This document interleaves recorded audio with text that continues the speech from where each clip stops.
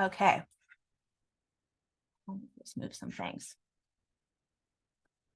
So what I'll do is draw on data from my recent book, which is co-authored with Judy Steppen Norris. It's called Union Booms and Busts, the ongoing fight over the U.S. labor movement.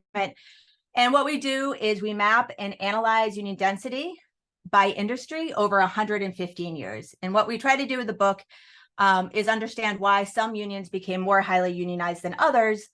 And to do that, we collected a lot of data over 115 years, information on union membership, elections, demographics, and very importantly, on strikes.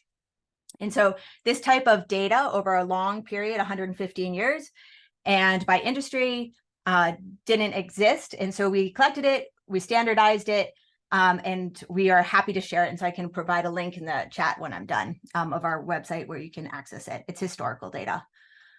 So one of our main interests in this book is strikes, and that's what I'll talk about today. Okay, so hold on. So here's how I plan to proceed. I'll give a brief overview of strike numbers over the last 115 years. I'm going to give 4 brief snapshots of different periods, and then I'll talk about the relationship between union density and strikes, and then I'll wrap up with some reflections on that.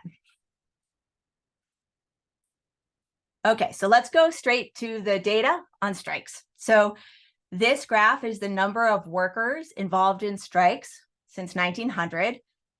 It's in the millions. So you'll notice a few things right away. First is that there's some gaps in the data, and that's because the government occasionally switched collection methods. Very briefly, the data is really comprehensive and detailed up until about 1980. And then it gets worse. It becomes less systematic and reliable, but it's still helpful in documenting basic trends. And I'm really excited that Johnny's here to talk about the ongoing effort to make sure this data gets collected, since the government is not collecting the data. So another thing you'll notice is that there's ebbs and flows in the number of workers. So strikes come in waves, and you can see some of that here.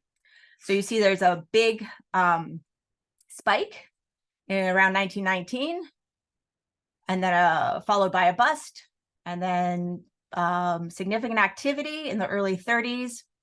And then you can see from about 1940 to about 1980, there's anywhere between 1 and 4 million workers involved in strikes during those years. So it's a very high strike activity period.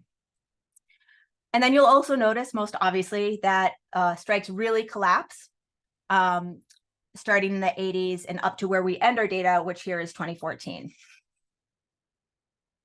Okay, so let me give you 4 snapshots of different periods to give you a feel of what strikes were like in each of these periods. Okay, so what were strikes like in the early 1900s? So laws were not on the side of workers. There was no, ULPs, no right to strike. In this period, workers' power largely came from their ability to win strikes. It was quite hard to win strikes. A lot was stacked against workers being able to execute strikes and be able to win strikes. Employers had a lot of control and a lot of leeway. They did all sorts of things. They hired spies. Here's the logo from the Pinkertons. They broke up unions. They used violence. They filed for injunctions. They called the National Guard. They fired union supporters, or worse. Women and workers of color faced additional barriers. So not only employer actions like occupational segregation, but also from discriminatory practices within unions and also by fellow workers. So in this context, workers aimed to secure as much leverage as they could. They used a number of strategies. Industries that did well tended to have what we call high replacement costs, meaning that workers were difficult to replace during strikes. And unions did all sorts of things to make themselves difficult to replace. They used apprenticeship programs to manage scarce skills. They used solidarity to prevent scabs. It helped when they worked in time-sensitive industries like transportation.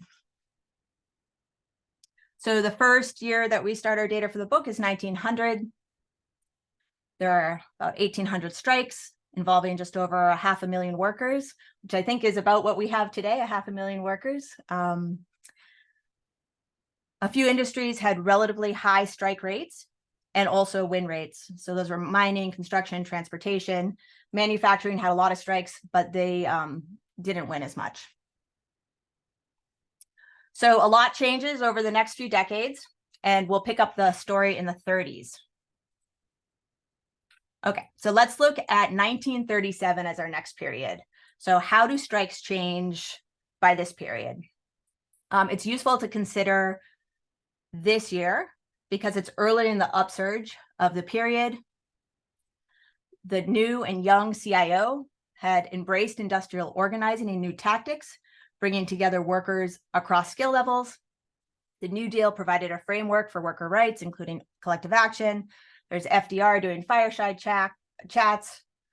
And all these developments come on the heels of important unemployment organizing in the experiences of the Depression, as well as significant strike actions in the earlier 30s. All right, so what do we see? We see a massive surge in strikes, about 4,740 strikes, according to the BLS. 10% of those were sit-down strikes, so 477 were sit-downs. It involved 1.8 million workers. So that's about 3% of all employed people of that time. So to put that in perspective, 3% of today's employed folks would be about 4.5 million workers on strike. The vast majority of these strikes were in manufacturing, 65%. And union organization, like recognition, was a central issue in 60% of the strikes. So these strikes were about building unions. About 30% of the strikes of the workers involved were with the AFL, 60% were the CIO, most were men. Another thing to point out is the win rates were really impressive. So BLS data shows that 46% won substantial gains and 31% won partial gains. Manufacturing workers especially make gains in part by taking matters into their own hands. So in the 30s, nearly 5% of manufacturing workers were on strike, averaged over that time period. By the 1940s, that number would be nearly 9% of manufacturing workers were on strike. And what we see is that union density in manufacturing quickly accelerated. Okay, so the next decade, see more changes. We see World War II, even more strikes. We see the massive victory by employers for the 1947 Taft-Hartley Act, which was authored by the National Association of Manufacturers. It's also the year that the Federal Mediation and Conciliation Service was established with the goal of minimizing labor management disputes. And over those decades, as time progressed, contracts largely developed to preclude strikes during the term of the contract. So the character of strikes shifted, and many of the strikes were more predictable and routine, though certainly not all. Okay, so let's fast forward to the next helpful era to understand strikes, which is 1968. We see some changes. So in 1968, there were still many workers on strike, even more than 1937. There's over 5,000 strikes now with 2.6 million workers involved. But these strikes were not really about new organizing like in the 30s. So remember in the 30s, about 60% were focused on union organization. Now it's about 4%. So the majority were focused on renegotiation of contracts. Over 50% used mediators during this period. Another big difference was that the public sector, who'd been excluded from the National Labor Relations Act, were beginning to use strikes as well. So 8% of workers involved in strikes in 68 were public sector workers. They're mostly educators. So we have like 26,000 teachers from Florida, 20,000 from Pennsylvania, 14,000 from Oklahoma, 47,000 from New York. So this is a strike wave in the public sector focused on teachers. And after this wave, some states implemented new laws to allow for collective bargaining in the public sector. Okay, last period that I'm going to talk about. So as time progresses, workers face an increasingly hostile terrain. And part of this goes back to the concept of replacement costs. When workers are hard to replace in strikes, they have more leverage. And a number of factors during this period, the 80s and on, made workers easier and easier to replace. So there's capital flight, especially for manufacturing, which made plant closures a real threat. Reagan gave the green light to the nation's employers by permanently replacing PATCO strikers. Decades of de-skilling and automation made workers easy to replace too. And there's other things going on too, like a sophisticated anti-union industry, also contributing to the skewed balance of power. So it's around this time that the BLS stops collecting good strike data, but we know many concessions were made, so we don't have outcomes anymore. But it was a hard time. Many union leaders turned away from strikes. And by the 2000s, less than 0.5% of workers were on strike, and union density was also plummeting. So strikes still occurred with some really important victories, but the tide had turned, at least temporarily, for many unions. Okay, so now I want to step back and ask a big question, big picture question. So what's the relationship between union density and strikes? And so you can see in this graph that there's a strong correlation. They track together. So on the left hand is union density, percent, averaged by decade, and you can see it's sort of a bell curve. And on the right-hand graph, you see the percent of workers on strike, so the strike rate, also averaged by decade. Also, a semi-bell curve. Okay, so I want to take a last minute to reflect on that relationship, the relationship between union density and strikes. So this correlation has two sides to it. It's not straightforward. So on the one hand, union members are much more likely to strike than unorganized workers. They have experience with collective action, they have resources, leaders, strike funds, to make it all possible. So that's the conventional wisdom, and it makes a lot of sense. But also, there's a flip side to the coin, which is that there's a long history of workers using strikes to win recognition in first contracts. And as I have talked about now, strikes had a role in the organization of newly union industries earlier, like manufacturing and the public sector. It's also true that seeing workers win gains via strikes inspires other workers and can be an important spark to bringing new people into the movement. So strikes don't always win outright. Workers need leverage and leaders to believe that winning is possible, or they'll never try. But at their best, strikes give workers and employers the chance to experience the power of a union, and that brings new possibilities. So I'll conclude with this thought. My bet today, based on this historical research, is that if workers keep striking and winning, union density will surge too. Thank you. Thank you, Jasmine. And before we move on to Johnnie, I just want to pause for a moment and say something that I should have said at the beginning, which is we will use the Q&A function on Zoom to take questions from webinar attendees. So I see some folks putting questions in there already. I am making note of them. We will get to them in the Q&A portion at the end, but if they come up, as folks are presenting, please feel free to put them in the Q&A box. All right, Johnnie, I'm going to hand it over to you. Great, thanks so much. Jasmine, can you stop sharing your screen, or maybe I can just share over Jasmine's screen? Oh, great, thank you. Let me...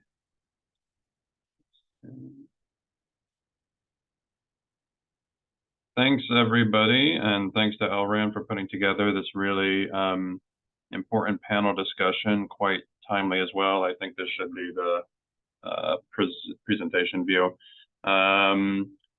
So my name is Johnnie Kallas. Thanks, Tara, for the introduction and organizing this. Before I get into this, I know this panel is about strike, but I do just need to mention us graduate student workers had a very exciting and successful union victory just about a week ago, and it's been a long time coming for anybody who's followed at Cornell. So as someone who is coming on board right as the last union election ended in 2017-18, it's exciting to see this and to sort of continue riding the wave of what truly has been an organizing wave and surge in higher education. So just wanted to put a shout out there, and it's obviously really exciting times both in the higher ed for workers, but also more broadly across the country. So today I'm going to talk about some of my research on strikes, and just as part of my dissertation, I did a mix of qualitative field work where I did interviews with workers who have been on strike, mostly healthcare workers in the Northeast part of the United States, but also Starbucks workers across the country as well. But I've also, and what I'm going to talk about today, helped create an exciting project called the Cornell ILR Labor Action Tracker, where we're creating a comprehensive database of strike activity displayed on an interactive map. And I'm going to try and build on some of the excellent sort of historical context that Jasmine provided to try and give us a sense of what's going on in the current moment and where we go from here. So Jasmine already covered a lot of this, but obviously there's been a general understanding that strikes have decreased in the 1980s due to a number of factors, at least until 2018-19. This, of course, was the year of 2018 of the Red for Ed statewide educator strikes in West Virginia, Oklahoma, North Carolina, Arizona, and other states as well. That really led to at least compared to the rest of the 21st century, a pretty dramatic increase in the level of strike activity that I think we're also seeing this year. It may even surpass those years in 2018. And as Jasmine also alluded to, we really don't have a comprehensive understanding of the scope of strike activity because of limitations in official data sources. So the BLS kept really excellent strike data in the early to mid 20th century. You can still get their annual reports through the end of the 1970s, which are 75, 100-page comprehensive documents that cover strike activity. And then, unsurprisingly, due to funding cuts by the Reagan administration,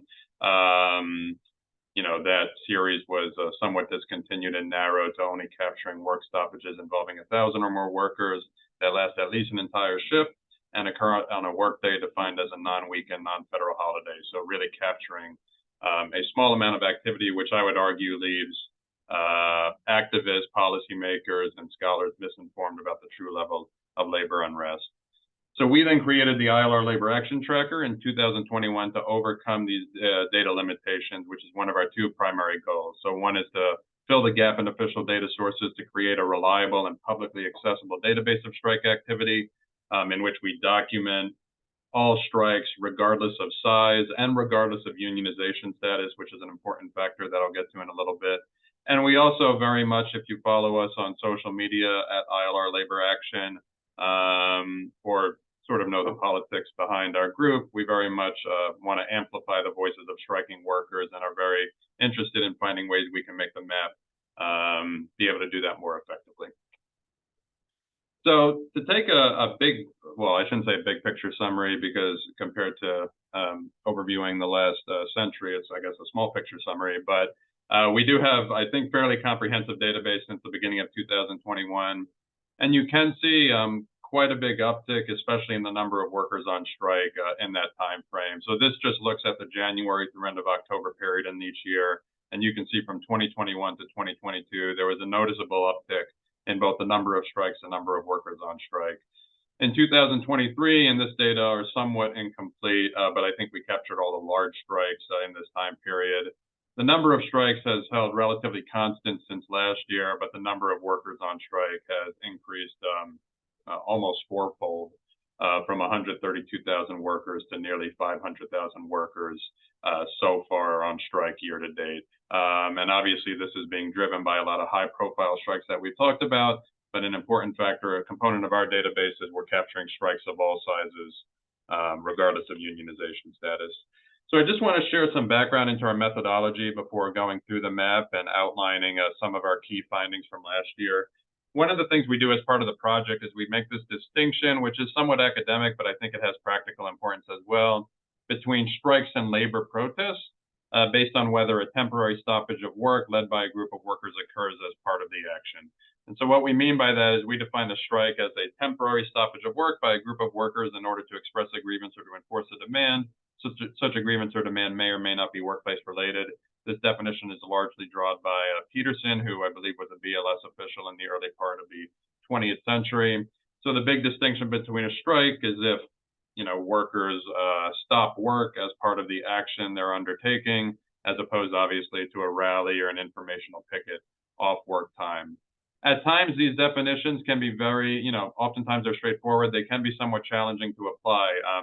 I think a classic case is many of the Fight for 15 actions, though I think those have changed quite a bit over the years, but you would have nationwide sort of days of action. And speaking as a former organizer on the campaign, I can speak to this a little bit.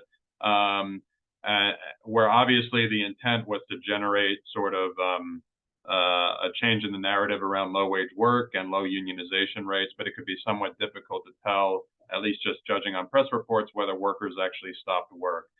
So we think we have a very inclusive definition of what a strike is, but we need to be able to demonstrate convincingly from the sources we cite that workers actually stopped work. If we can, we very much want to add, and we have added a lot of Fight for 15 actions at strikes in our database, but that's just our standard. And then, of course, there's how the media labels actions. One of the best examples of this is before our project began, but NBA and WNBA players waged a wildcat strike in the summer of 2020 over the shooting of Jacob Blake, the police shooting of Jacob Blake in Kenosha, Wisconsin. This was very much a strike. It was reported widely in the press as a boycott. So we, of course, have to go beyond just what the press says when we're trying to make these sort of distinctions. In terms of how we collect this data, we have an excellent research team led by myself, Eli Friedman, who's a professor at Cornell as a faculty advisor, Johnnie Kallas and Catherine Ritchie are excellent research assistants, and we have other folks working on the project too. We generate this from Google News searches, social media searches, other union press releases, so it's a lot of manual labor that goes into it, and we're interested not just on whether a strike occurs, but collecting information on employer, labor organization size, and a lot of other variables as well. And then we have verification protocols, which are spelled out here for the sake of time. I'm not going to go through them in too much detail, but we also have weekly meetings to discuss through some of those questions, such as whether an action should be labeled as a strike or not, and other questions about authorization status, etc. So this is a picture of our map, but what I'm going to do is I'm going to quickly stop sharing my screen, and I'm going to share another screen so we can actually interact with the map a little bit. So I'm going to assume everybody can see this. So this is our labor action tracker, which you all, you can visit online. You can put a Google search, Cornell Labor Action Tracker, Strike Tracker, or go to our URL, striketracker.ilr.cornell.edu. And you can really see the full scope of activity since the beginning of 2021. Currently in New York City, but I've been in Ithaca for a long time. We'll go to Ithaca, so you can interact with the map, which is kind of exciting. All of the strikes in Ithaca are unfortunately at stores that have since shut down illegally, I think a lot of folks would say. I think the NLRB has said, by Starbucks workers. So you can see here, just to give you a sense, I'm actually going to click on a different one. There were at least 6 strikes at one Starbucks location in Ithaca. This one was a pretty small strike the day after Christmas involving 6 workers, and you can see some of the data points we collect: the employer, the labor org, industry, number of workers, demands, etc.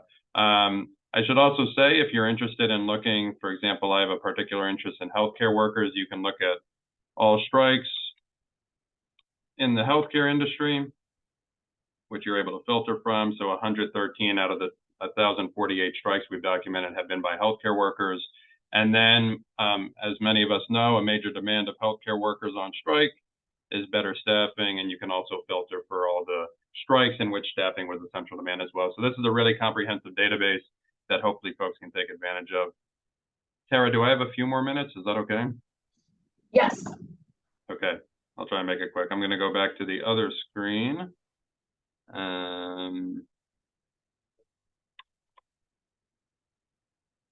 Okay, so just to give a summary of our data points from 2022, we'll have our annual report. Obviously, 2023 has been a huge year, and I'm happy to talk about some of our initial findings as well. So far this year, we'll have our annual report come out pretty much when the BLS has their report come out in the middle of February of 2024. But just to give you a sense of some of the distinction, in 2022, we documented 424 work stoppages, 417 strikes, and 7 lockouts. That's in comparison to the BLS, which documented 26 work stoppages. And the approximate number of workers involved was also quite a distinction. We documented 224,000 workers on strike last year involved in work stoppages compared to 126,500 by the BLS. So I think it's important to capture these data points, not just the number of workers, number of strikes, but also number of workers on strike. I'm just going to highlight a few interesting findings because I know Jasmine shared some important findings about industry in different eras of time where there was the most strike activity happening. What we saw in 2022, and I'm confident in saying this has continued into this year, is the industry with the most strikes is actually accommodation and food services. So about 1/3 of all strikes in 2022 took place by workers in the accommodation and food services industry. This is largely driven by Starbucks workers and fast food workers organizing with the Fight for 15. And I think that trend has continued into 2023.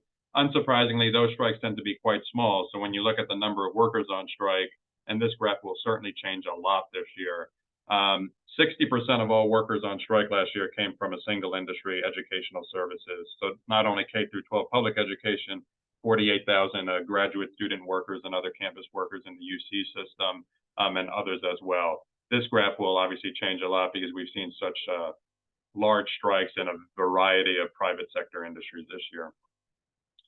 Here's just a sense of the scope of demand. The most common demand, and I think this will continue this year, is pay, broadly defined, but health and safety, healthcare, staffing, and other demands are quite prominent as well, and we'll continue providing these data points this year. This is undoubtedly our most surprising finding of the project from 2021 to 2022. I think it's continued to some extent this year. Almost 1/3 of all strikes have been organized by non-union workers. And by non-union, we mean before official formal recognition of a union through an NLRB election or otherwise. So this is a mix of fast food workers organizing with the Fight for 15, but also one of my favorite examples was a group of 10 movie theater workers in Utah who went on strike for 2 weeks in 2021, entirely independent of any sort of formal union or labor organization. They returned to work with a compromise on their pay demands 2 weeks later. So that encompasses all of that. But I thought this number would be much lower, but it's been quite consistent. 1/3 of all strikes have been organized by non-union workers since the beginning of 21. However, also unsurprisingly, the vast majority of workers on strike are unionized workers, which will undoubtedly continue this year as well. And then the geographic breakdown, I would just say last year there were more strikes in the West than any other region, but this I think really expands on this notion of the diversification of labor action and labor activity. As many strikes in the South as the Northeast or Midwest effectively in 2021 and 2022. We'll see if that continues this year, but I think this shows that there's just, whether this translates into union density, that's obviously a big question, but there's just a lot of activity spread across geographic regions. I already went over this. If there are economists or quantitative sociologists, maybe close your eyes. I've been told I shouldn't be doing this, but I'm going to anyways. If you compare the number of work stoppages, the number of workers involved in work stoppages, obviously the data collection procedures were totally different. I completely acknowledge that. And it's important to contextualize this historically, which Jasmine already did a little bit, and we'll talk a little bit more in a couple of minutes. While we are in an uptick, and this only shows data from 2021, it is important to note that the level of strike activity is still quite a bit lower than at least the last time there was a huge level of strike activity in the US in the 1970s. So these data points are collected from the BLS annual summaries for the 70s, and you can see the number of work stoppages, number of workers on strike. For 2023, it'll be 500,000, which will be quite a bit, but still below the average of about 2 million workers on strike in a given year in the 1970s. So finally, I'll just conclude. We're obviously in a potentially transformative moment for the U.S. labor movement. Strikes play a very large role in that, which hopefully we can keep discussing. There is this question about evaluating strike outcomes and effectiveness. I'm very curious to hear how the BLS did this. I should know this, but I don't. Back in the earlier 20th century, because it's a project I'm trying to work on. Okay, we have all these great data on strikes, but what are the conditions under which strikes are most effective? But it's really difficult to measure effectiveness. Is a 4% wage increase in a time of 7% inflation, is that a successful strike? Is it not? It's difficult to really quantify these things at times. And then I should also note, I will be moving to the University of Illinois. The project will become a collaborative one between Cornell and Illinois. We will still produce these data points, and we provide our data publicly accessible. So if you'd like a spreadsheet version of our data, please feel free to reach out to me at this email address. And you can also follow our project online for regular updates and monthly summaries. And I'm sorry for going a little bit over time, but I'll stop right there. No problem. Thank you, Johnnie. And thank you, Jasmine. I think there's an incredible amount of very interesting parallels between both of your work, especially getting that historical contextualization, because one of the first questions I wanted to ask both of you, Johnnie kind of just touched on, which is, are we really in a strike surge, right? I think speaking as somebody who is a practitioner, an organizer by trade, to me, it feels like we're in a moment of resurgence, right? But kind of taking back a step back and looking at the historical data, I'm curious how both of you would characterize it, and are there any parallels that you might be able to draw with other moments throughout the history of the U.S. labor movement? And Jasmine, maybe that's a question for you, but I'm curious what both of you think about that.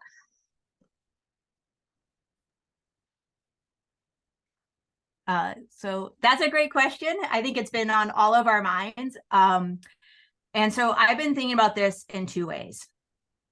So the first way is, are we seeing an upsurge? And I'm can be pretty conservative, and I would say yes, definitely. So it's a combination of both the new organizing with elections and also strikes. It's what Johnnie was just explaining, that a third of these strikes are for new organizing, and not only in unionized settings. And so it is true that the number of strikes today are much less than, say, mid-century, but I don't think that mid-century should be the metric for whether we're in a surge or not. I think that in the last 40 years, this is the most we've seen, and it's a different character to some of these strikes, the new organizing, the new leadership. So that's sort of the first part of how I think about it. But then there's a but part. So are we in an upsurge? Yes. And then are we at a turning point? And I think that's much more of an open question. So whether we're in some sort of turning point where the playing field, we become a little more equal or something like that, or there's going to be a big surge in union density, really depends. And it depends not on just what workers do in strikes, but also what employers do and what elected officials and courts do. So that's how I've been thinking about it.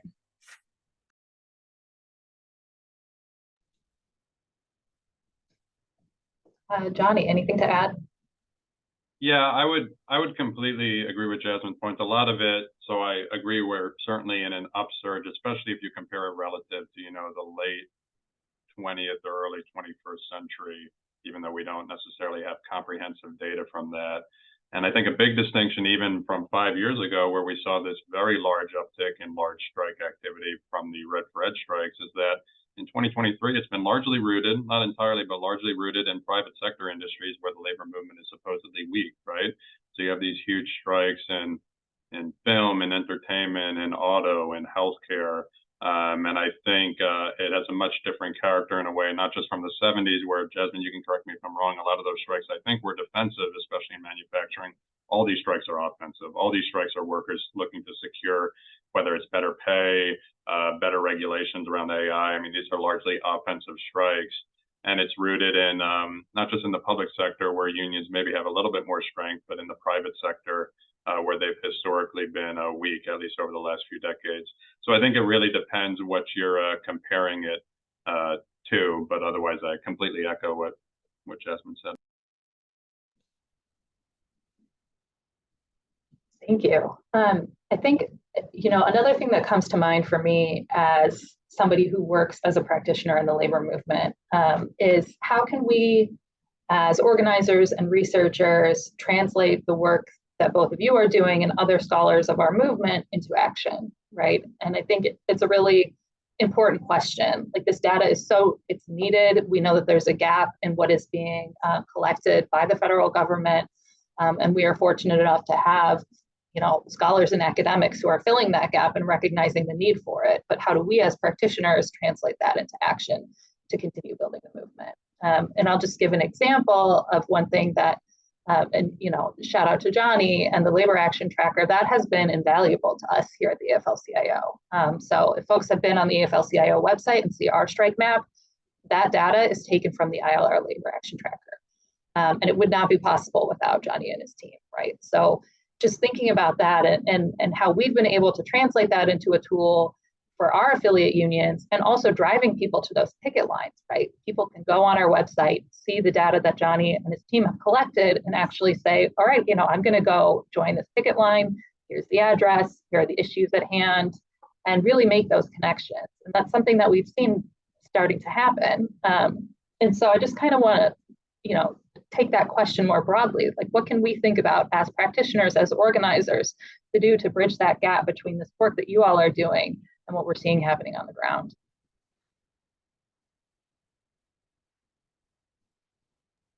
Yeah, if I could just, unless Jasmine, did you want to go first, or so I'm happy, obviously, that the Labor Action Tracker has been a really useful tool. I think one of the advantages of it, let me also give a shout out. So one of the things that we don't do on the Labor Action Tracker, at least has been difficult for us to do, is be able to display kind of active picket lines. And this is something that you all at the AFL-CIO, your strike map, does quite effectively. So I think that's something that we would like to try and be able to figure out a way. So our project is also, for better or worse, a little bit more, I don't want to say more academically focused, but it comes out of an academic institution. So we have run into problems such as, when do strikes actually end? How do we get that off our map if we wanted to do an active picket line demonstration? But you guys really have that really well covered. So I'd encourage everybody not just to use our map, but especially if you're looking to drive, supporters at the picket lines, to look at the AFL-CIO map, because that's certainly the advantage over what we're doing. Our advantage is we're documenting strikes, not just of AFL-CIO affiliates, but of all workers, authorized, unauthorized, union, non-union, et cetera. I think another advantage of sort of our map, and I'm not sure if this is a direct answer to how to use this data more effectively, is, it's just kind of depressing and demoralizing when you hear, oh, there were 14 strikes in 2017 or something, when the BLS comes out with their annual report that captures such a small fraction of total strike activity. So when you see it displayed on an interactive map like that, and that there's been well over 1,000, even if, historically speaking, whether or not that's a lot or not is somewhat up for debate. I think it can be, I don't want to overstate the importance of the project, but somewhat inspiring to just see the scope of that activity across most of the United States. And hopefully that's something our map can do. But of course, I'm curious if there are other ways we can make it more useful for practitioners.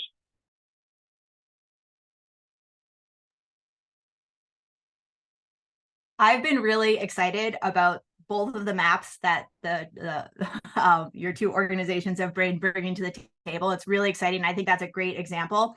It's a little bit harder for some of this historical data, but I've been thinking about what that role might look like. And,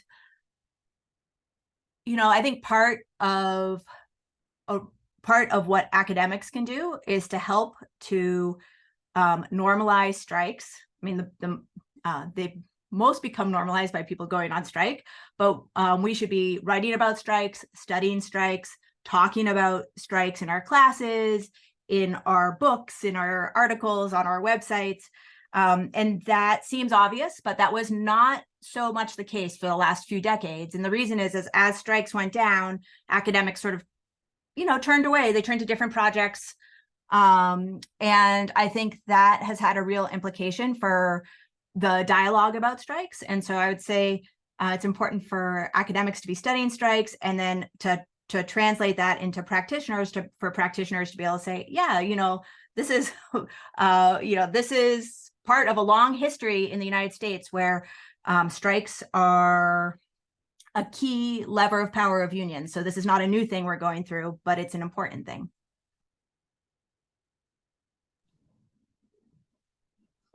Definitely. I think, speaking as somebody who is a practitioner, having that research to sort of ground what we're doing and back it up is really invaluable. One other question that I want to ask both of you before we turn to audience questions, because there are some good ones in the Q&A already, so I'm excited to get to those, is just a very general, like, how effective have strikes been, and is there a comparison that we can draw? And I think both of you sort of touched on this in your presentations, but maybe just want to ask the question more explicitly, like especially the ones that we are seeing now or have been seeing really since the ILR tracker started, how effective have they been, and how are we measuring that? And how does that compare to how, you know, we may have judged or measured effectiveness in strikes previous times in history?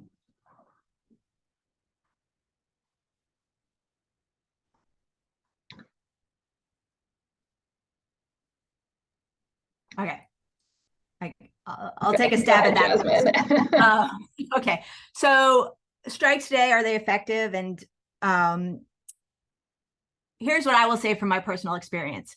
I am a proud MTA member, Mass Teachers Association, and there has been a number of strikes by educators in the last few years, and they're illegal in Massachusetts. So public workers can't strike.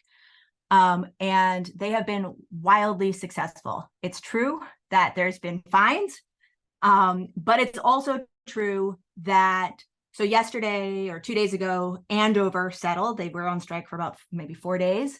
And the paraprofessionals won a 60% raise over the term of the contract. I mean, it's so far from what was happening over the last 30 years. And it's because of the strikes, and each union that's gone on strike has had sort of similar big wins, and then a bunch have threatened to strike and reached an 11th hour contract that have also been like extremely successful. And then to the second point of your question is sort of comparing outcomes across time. It's really tough. So Johnnie, you brought up a really good point about how does the BLS measure success? So they did it for the first few decades, and then they essentially stopped doing it. Because it's hard to do, you know, how do you measure percent increase versus inflation? And they did it compared to the demands that the union wanted. That's really hard to translate across time and across like multiple decades of time. So what we did for our project is just go with what the BLS said. If they said the union won, we said yes, we didn't try to double check it. Yeah, I think so. This is something just to be, we do need some better research on, and now's really the time to do it, is on this question of, you know, strike effectiveness, or under what conditions are strikes most effective. And I think it's been clear, especially when you look at certain cases, and what MTA is doing in Massachusetts is just incredible, because these, as Jasmine mentioned, these strikes are illegal, and they've been incredibly successful.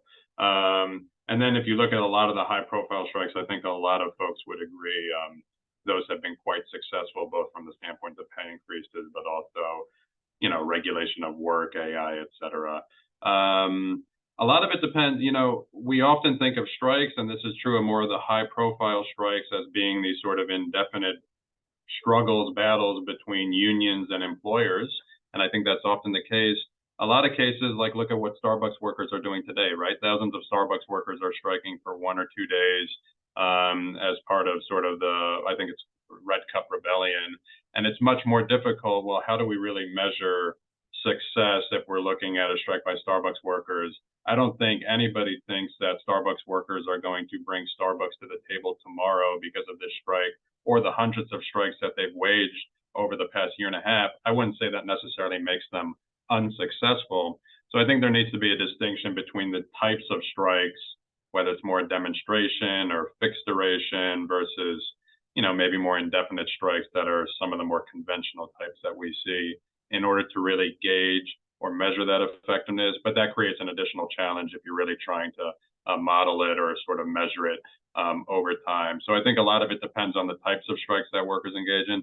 Like just another example, you know, Kaiser Permanente workers waged a, you know, 3-day fixed duration where they walked out for a predetermined length of time that was set ahead of time. They concluded their strike without agreeing to a contract, but I think they were able to secure an agreement just a week or so later. So I think it really depends. There's a lot of factors that go into it, but it's certainly something that we need more research on.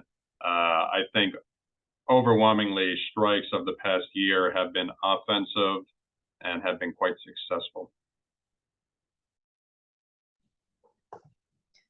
Thank you both. I'm going to move into some of the participant questions now. I'm just going to go in the order of when they were submitted. So first question, I think this is maybe a question for you, Jasmine. Do you have a sense of the extent or importance of secondary strikes slash boycotts to union success prior to Taft-Hartley? Yeah, I mean, secondary strikes were a major tactic of unions, and they were very helpful. And secondary boycotts are, still helpful today. Obviously, they're not used in the same way, but, you can see like, boycotts like the Coalition of Immokalee Workers use them. It's not a strike exactly, but yeah, secondary targets are extremely helpful. Okay. So, and I don't know if there's anything to add on the Taft-Hartley piece of that, like prior to, but I mean, or Johnny, I don't know if you have anything to add either. All right. So next question, is there data on the number of lockouts imposed by management? And have we seen increases in this tactics at certain times? Okay, that's probably also me. So the BLS starts by combining strikes and lockouts because it's really hard to tell what drives what. So they basically just call them labor disputes. In the first few decades, they call them strikes, and then they moved to calling them work stoppages. But there's not great data over time that distinguishes between strikes and lockouts. But maybe, Johnny, do you have data on lockouts maybe more recently? Yeah, lockouts are quite rare. They haven't entirely disappeared, but last year we had 424 work stoppages, 417 were strikes, 7 were lockouts, and I'm going to guess that coincides with just declining unionization rate because lockouts, maybe like I don't know. It sounds like they didn't disaggregate it in the 70s, but I assume the lockout rate, I could be wrong, Jasmine, you would know, is probably a little higher than it is today. What I will say, what we haven't captured and might be worth it, lockouts I do think are important in certain industries, healthcare being the most obvious example. So I've mentioned, these 1 or 2 day strikes that healthcare workers wage. Those are often followed because of how temporary contracts work, with these strike breaking firms, by a 3 or 4 day lockout, right? Because they usually contract out 5 days at a time. We unfortunately currently don't capture that. It's probably something we should try to. It can often be quite tricky just from press reports to figure out if a 1 day strike was actually followed by a 4 day lockout or not. But outside of that specific context, I think it's fair to say lockouts have been in quite considerable decline. I wouldn't say they're irrelevant. Look at the Major League Baseball players, steel workers. I think there's still a lot of lockouts in that industry, but they're quite minimal compared to the level of strikes. Okay, next question. Do either of you have any thoughts on the potential for labor policy changes at the federal level and what role worker organizations might play in that? For instance, large-scale illegal strike action.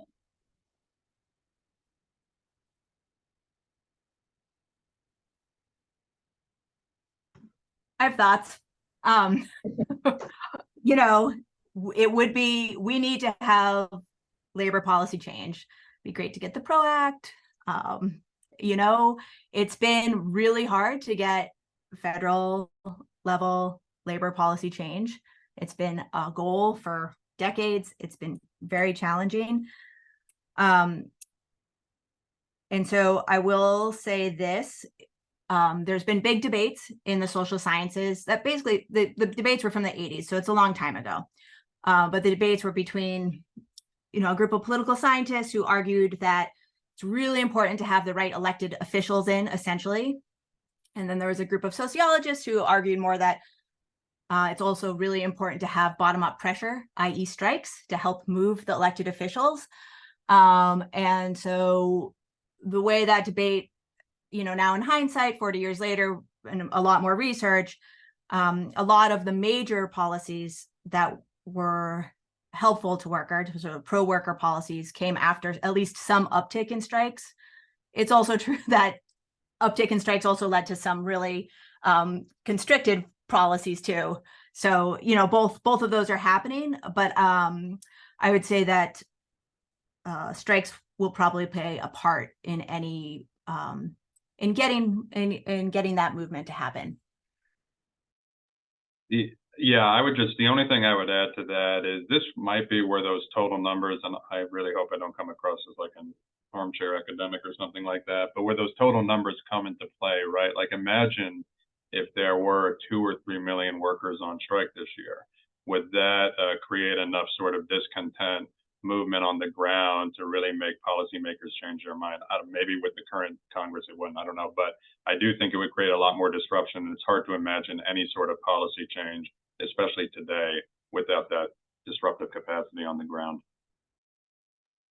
Yeah, and I'd add to that like a close to home example, which is again the Massachusetts Teachers Association, with public sector strikes being illegal in Massachusetts. And there has been very little movement to make public sector strikes legal. No elected officials were interested in taking that up and carrying that. And now we've had a number of strikes and a number of very active members. And I don't actually, it's not close to passing at this moment, but it now has more of a groundswell. So there was just a hearing, a legislative hearing at the State House maybe 2 weeks ago, and it was standing room only. I testified about how public sector strikes are a fundamental human right, and what that might mean to allow educators, for example, to strike without fining them. So I would say we can keep our eye on what's happening in Massachusetts, and if the strikes continue, we'll see what happens with the law. Very interesting personal example. All right, okay. Next question. What are the success rates of different strike strategies? I'm interested in the success rates of hybrid strategies of a militant labor movement. Let's say on one end of the scale, we have the traditional all-out strike where everyone strikes at the same time. And on the other extreme end of the scale, we have consumer boycotts. Examples of hybrid strikes that this person is interested in are rolling strikes, like the Kaiser Permanente health strike and Unite Here, potentially referring to the Los Angeles hotel strikes that have been happening, and then the chaos strike strategy of flight attendants, and now the recent stand-up strikes at UAW. So yeah, success rates of different types of strike strategies.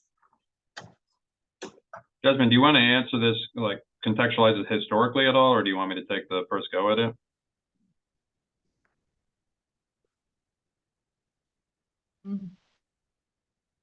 You can take the first go at it, and I'll think about how I'm going to answer it, because it's a good question. It's a hard question. Yeah. So I think this is really important for a number of reasons, and something that maybe I should have emphasized in my presentation. Going on strike is really hard, right? I mean, it's really, really difficult for workers. It's really difficult for unions and organizations. I mean, to ask people obviously to withhold their pay, especially for an indefinite amount of time, is a really challenging ask anytime in U.S. history, but especially so today. So I think that's why you see, just at the basis, you do see, I think, an increase in these, alternative strike strategies, or the strategic adaptation of the strike, or however you want to put it. And I think it is quite important. We don't have data yet, and this is something that, hopefully I can try and work on whether certain types of strikes are more successful, or the conditions under which. But I think whoever asked this question is absolutely right. I think you've seen, for example, in healthcare, workers have used these sort of short-term fixed duration strikes very successfully in certain times. We talked about Kaiser Permanente. It is true in a lot of cases, these strikes rarely lead to an immediate settlement. I mean, that was a very large strike. Usually it might take months of more bargaining, additional strike threats to really compel a settlement. But it can be quite powerful, because healthcare workers have a lot of, structural power, and their strikes can be quite disruptive, even if they just walk out for a few days, because the employer can't just totally shut down services and patient care. It can be very costly. So I think it's obviously important to adopt these alternative strike strategies, but it's hard to say, how successful they are. Obviously, with fast food, that's another example where it's hard to imagine, how do fast food workers organize kind of indefinite, all-out strikes. That's really hard to see how that can be a sustainable strategy, but you've seen these obviously one-day or shorter duration strikes that really changes the narrative around low-wage work. So I think a lot of it depends on the context, whether that's industry, whether that's unionization status. But certainly we need a combination of strategies and factors to really make strikes successful.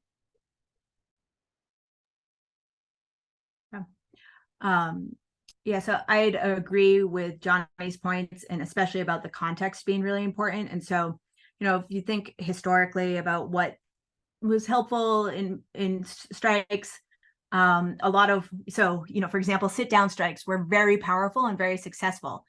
But the potential for sit down strikes is less now because the laws became more constrictive. And so what might have been really helpful in the 30s for a certain industry, less so, has different ramifications for today.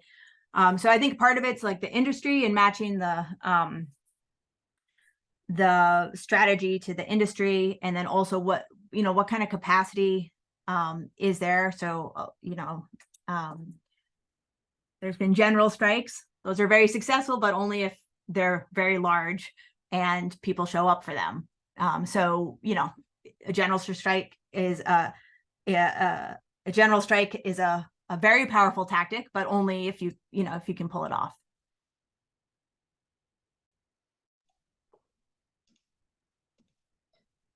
All right, and just so folks know also, these are coming into us as anonymous attendee questions, so I'm not purposefully not trying to attribute people's questions to them. But this next one I know comes from Ruben Garcia. Ruben asks, here in Las Vegas, we have so far avoided large strikes this year with the potential of 40,000 workers on strike against the big 3 casino resort chains, but a strike vote was taken with 95% approval. I think this is likely a question for you, Johnnie. Is there anyone keeping track of strike votes or strike authorizations as a result of measure of workers' willingness to strike historically? I guess it's kind of for both of you, but yeah, has that been something that has been tracked, and are we looking at tracking it now? Yeah, I think it's really difficult to track because oftentimes I think it's probably less publicized, at least in certain cases. So obviously high profile strike authorizations like in Vegas or obviously with the Teamsters at UPS are going to be publicized, but it's probably hard to do that comprehensively. I do know, I think is it Robert Ovets, who I believe is maybe a professor in the Bay Area, was keeping track of strike threats for a while, but you could potentially look up to see if maybe he has a database on strike threats and authorization. But it's a really great point because, in an ideal world, you can organize a credible strike threat, and maybe the big distinction is a qualitative one between credible and less credible strike threats that can secure a really strong contract before even having to go on strike, right? So it's something that we've thought about maybe trying to add, but I think it'd be really difficult to do so comprehensively. But Ruben's absolutely right. Like right now in our data, it doesn't reflect at all the 350,000 Teamsters or the 40,000 workers in Las Vegas who organized not just strike threats, but really credible one that generated pretty strong contracts. It's hard to see how we'd be able to incorporate that into our project, but I'm definitely open to having meetings or listening to see if there are ways we can do that. It does seem really hard. Johnnie, I hope you can do it. It would be amazing. But I see the problem. Why it would be so challenging. This is a little bit tangential to the question, but I've been thinking a lot about those, strike votes versus strikes in, this case that I've now come back to twice for MTA, because there's such an interesting comparison group. And so, they're at the same point at a strike vote, and then some people strike and some don't. And how does that play out over the next months and years in how folks, experience their role in the union? And so that's a project I've been thinking about a lot, and maybe someday, I guess the someday would have to be soon if I'm going to do it, because it's happening right now. All right, this next one is kind of funny, and I think the person meant it to be, but I'm going to ask it anyway because I think it gets at actually a very interesting point.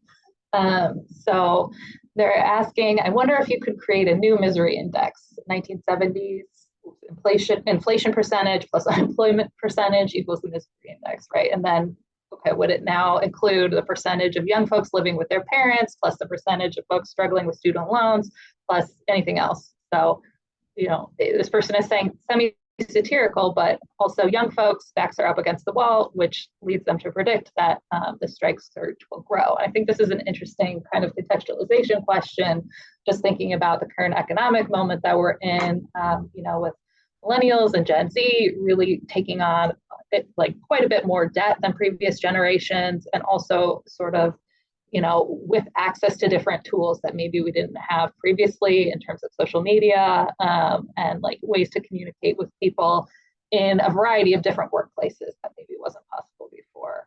So just, I don't know if there's really a question in there per se, but I'm interested to hear what either of you think about that. Is this also resurgence, if that's what we're calling it, happening due to some of the larger socioeconomic changes and divisions that we're seeing?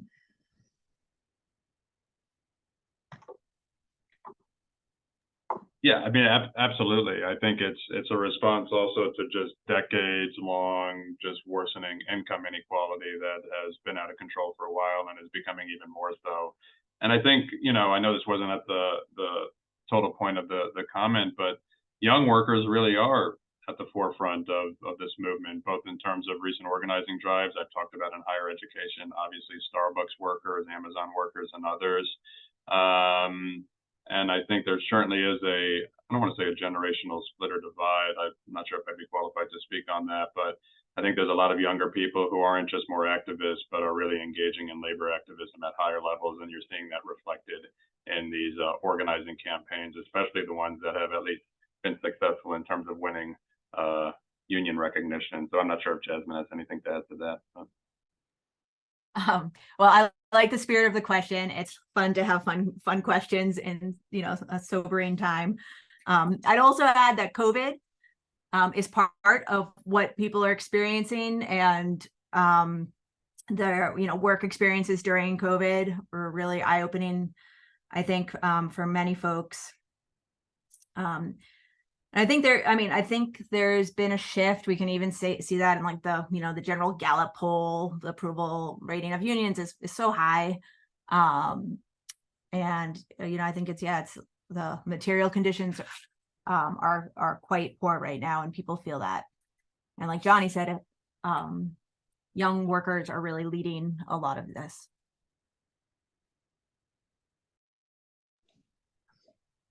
All right, this next question is actually a little bit of kind of a combination of two previous questions, but I'm going to ask it because it's asked in slightly a bit of a different way. So this person says, because of the class war that's been raging for the last 50 plus years and inadequate worker protections by federal labor law, it's forced militant labor movements to invent new strike strategies. Right, so we talked about that a little bit already.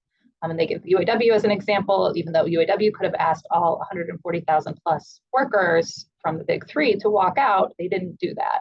And they didn't have to do that to win big, right? They used the stand-up strike strategy to really make a more strategic choice about who to take out and win.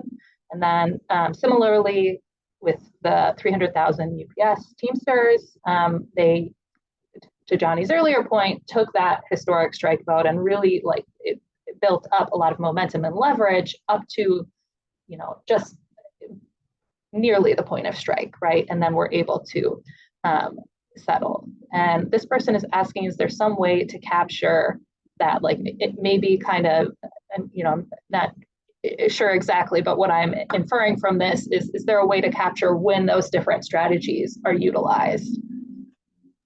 Yeah, so I can speak a little bit to this. I actually, as part of my dissertation, and sort of created this typology of different strikes and strike strategies. So like indefinite strikes, fixed duration strikes, walkout, demonstration strikes. And I want to be conscious of time. I'm happy to go into more detail into where those types emerge from, but it really emerged from these different, strategies and the strategic toolkit that a lot of labor leaders and workers have developed over the past few decades.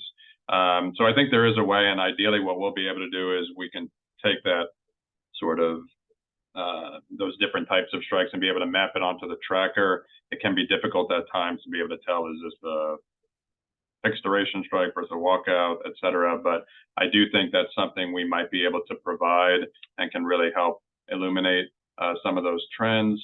Another comment just on the stand-up strike, I think, yes, obviously the economic, and I'm not sure if this is the point that the person who asked the question was trying to get at. They didn't need the full, I guess, economic disruption of the 140,000 plus members in order to win a really impressive strike settlement. But I do think it was, not that there was more economic impact, but it was really strategically savvy, right? They were able to call out plants selectively and strategically, at times giving some notice, at times not giving any notice. They were able to really stay in the press in a really, I think, mostly positive way. So I think what the stand-up strike allowed is, yes, maybe it didn't have the total economic impact that just an all-out strike, not just of one of the big three, but all of the big three would have had. But I think it certainly was strategic, and you can even argue had as much, if not more so, of a disruptive capacity than if they just waged an all-out indefinite strike from day one. Maybe some folks would disagree with that, but it was just a really great example of strategic savviness.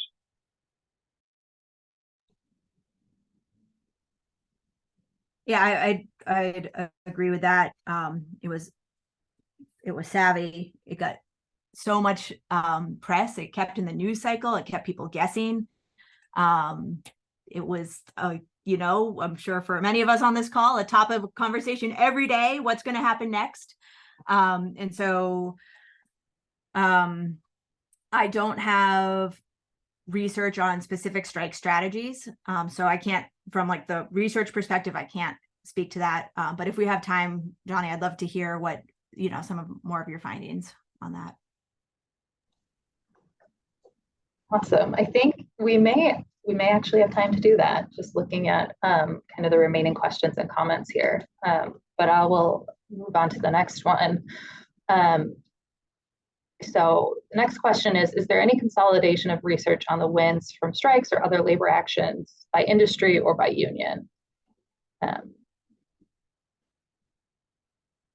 think that's what we're trying to hopefully be able to do, but I don't think, unless Jasmine knows of something, but I don't think there is any sort of database or anybody keeping track of this. I assume we know if the IFL was doing that, so I'm not sure about that. I wish that I could say we were, but not currently. Yep. I don't think it's happening in Massachusetts. So sounds like it's probably not happening. But hopefully someday it will.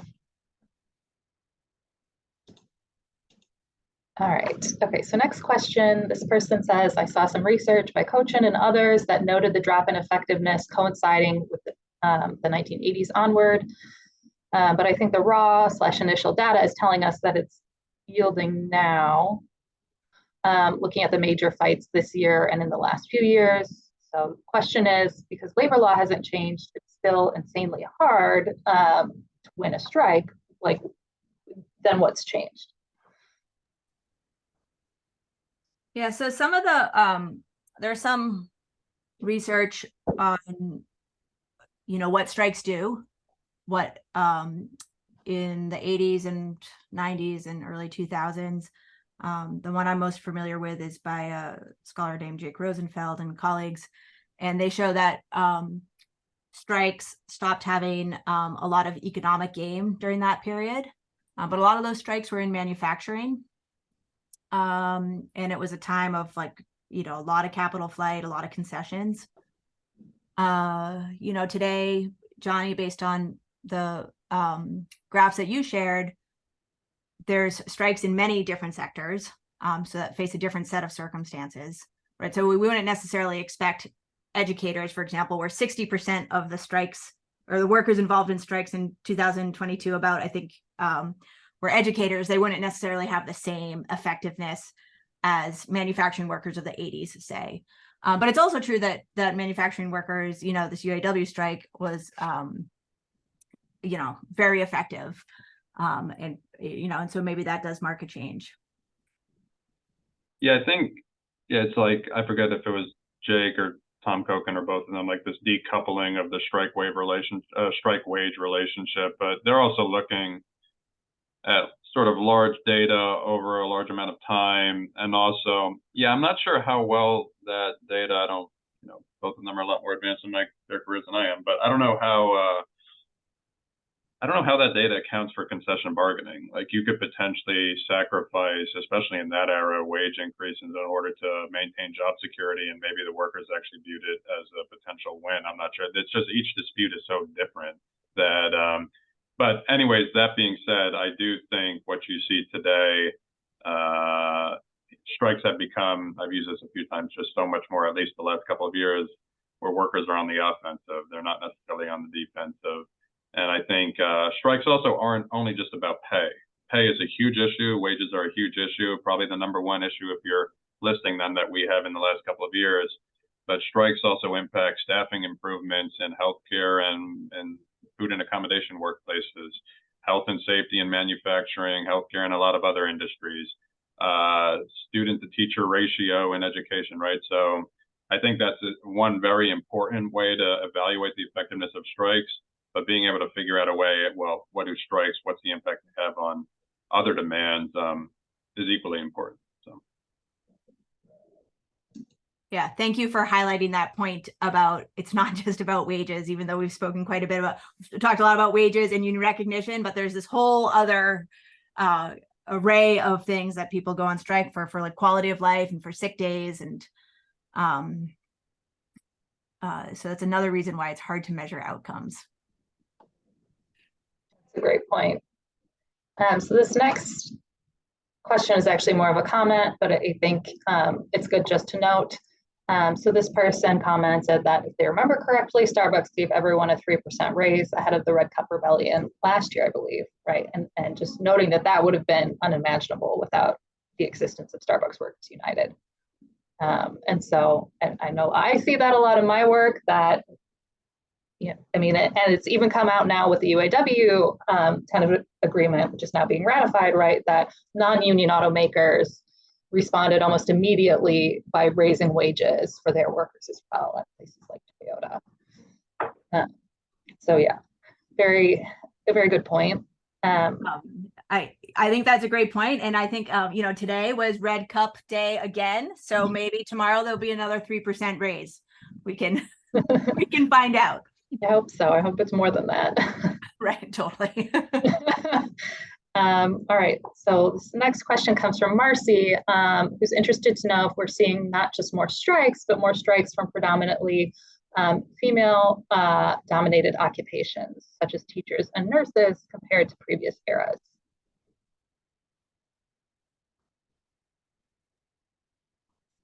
Maybe kind of a dual question for both of you. Maybe Johnnie can take, like, are there, I know they showed us that chart where we saw that many of the strikes that have been taking place in the past few years are in more service sector professions, but yeah, maybe you could take that piece of it. And Jasmine, I don't know if you have any context to add about, you know, previous.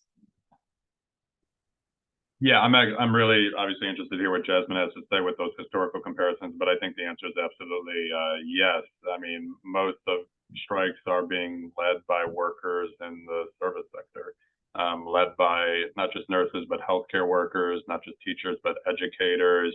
I think that's where you've seen, if you saw last year, the vast majority of strike activity, at least in terms of number of workers on strike, was in educational services.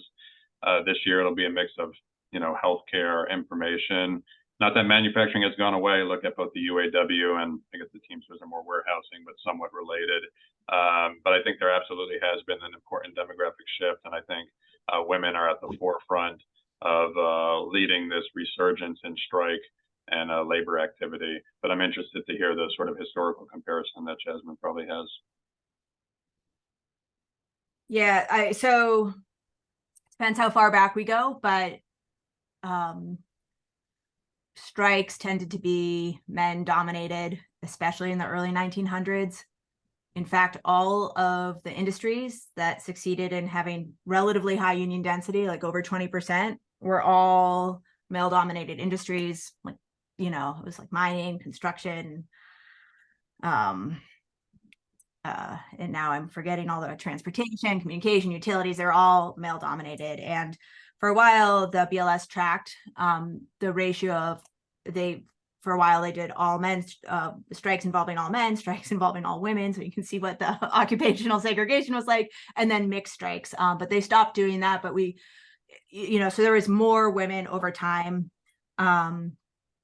that were in industries that were involved in strikes. And then certainly today, just like Johnnie said, it's a totally different scenario where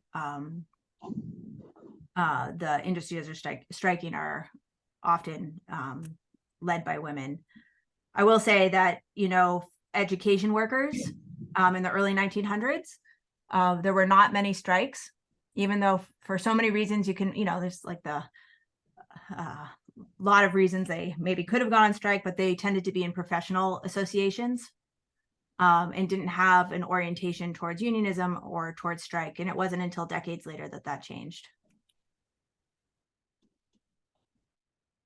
And if I could just, you know, this is another example of something we would love to try and be able to capture, but I think it's just it would require so much work, but to be able to capture those that demographic data for workers on strike now in our database, but that might just be a little bit outside the scope of our project and feasibility. But it's important to be able to find out. All right, we have just really one more question and another comment. Who, I know it says anonymous, but I believe I know who this came from. It's my coworker, Erin, who just put in the Q&A here that there was a 6-week strike at the University of Michigan with the GEO AFT local for the graduate student workers there. And that strike was illegal, which we were talking about a little earlier with some of Jasmine's examples, because they're public employees. But they went out anyway and won pretty big. So yeah, just another kind of piece of context and another example as we're kind of thinking through, you know, the different types and strategies around striking. And so the last question, oh, now there's actually a couple more coming in, so I spoke too soon. But the next question is, what are your thoughts about UAW President Shawn Fain's call for unions across the country to align their contract expiration dates with May Day 2028?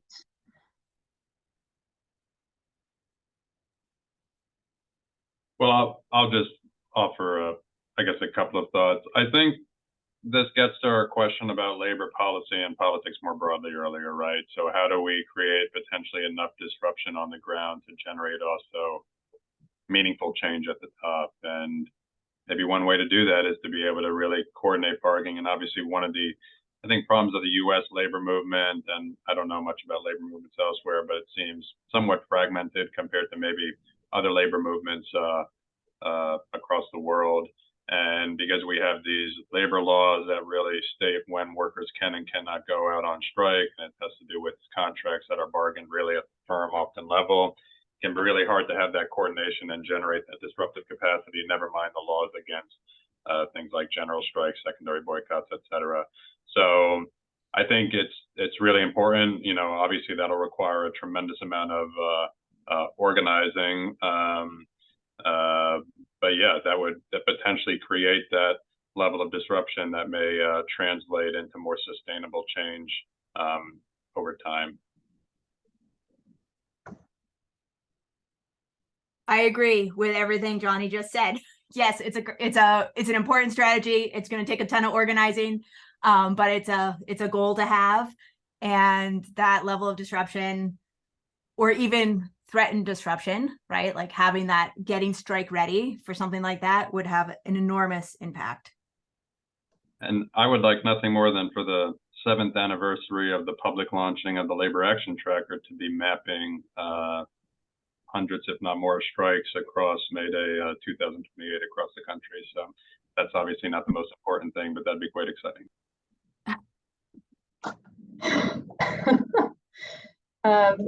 All right, last question. So I think this is going back to the previous question on strikes in female-dominated industries. This person's asking, what about the waitress strikes in the 1930s? They gave the example of Dorothy Sue Cobble, and asked, was there something about those strikes that made them not significant for data collection?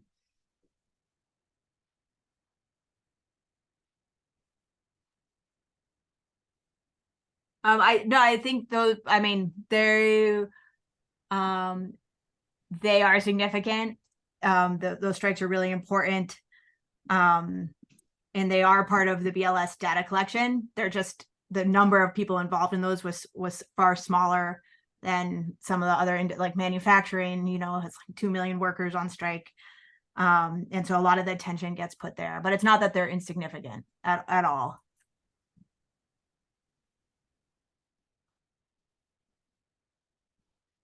I think that's a good parallel to kind of how we started this conversation even, which is this idea of a surge, like how are we measuring it? You know, is it just number of workers on strike? Is it types of industries, strategies that folks are striking with? Is it, you know, something about the moment that we're in? And so I don't know if there's any kind of, because we only have about 4 minutes left, maybe sort of final thoughts or comments from either of you as we kind of wrap this up.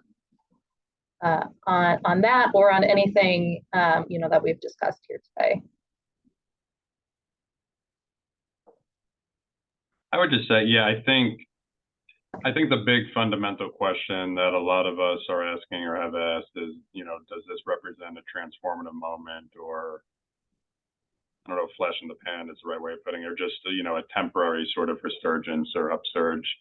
And I do think it's hard to imagine there being sustainable gains without some of those changes in policies. I mean, it's just ridiculously hard in this country, not only to form a union, but what we're seeing now to negotiate a first contract. And Starbucks workers right now who have been just so incredibly courageous in their activism, going on almost 2 years now without a contract. And it's just how do we close that gap between obviously the, frankly, at this point, majority of workers who want to belong to unions and the unionization rate. I think we definitely need to look beyond the unionization rate. We need to even look beyond strike rates. But that's really the fundamental question. And maybe I'm just overly skeptical. I hope that these strikes will translate into those new organizing gains or worker representation increases. I think the UAW will be an important case study in that, whether that translates into successful organizing drives. And obviously, they now have the leadership to see that through. At other firms across the United States. But it is hard to see a monumental resurgence or transformation with the current labor law that exists. I don't know, Jasmine, if you think otherwise, if I'm being too pessimistic, but I think there's an interplay there between what happens at the policy level, what's happening on the ground. You need a little bit of both.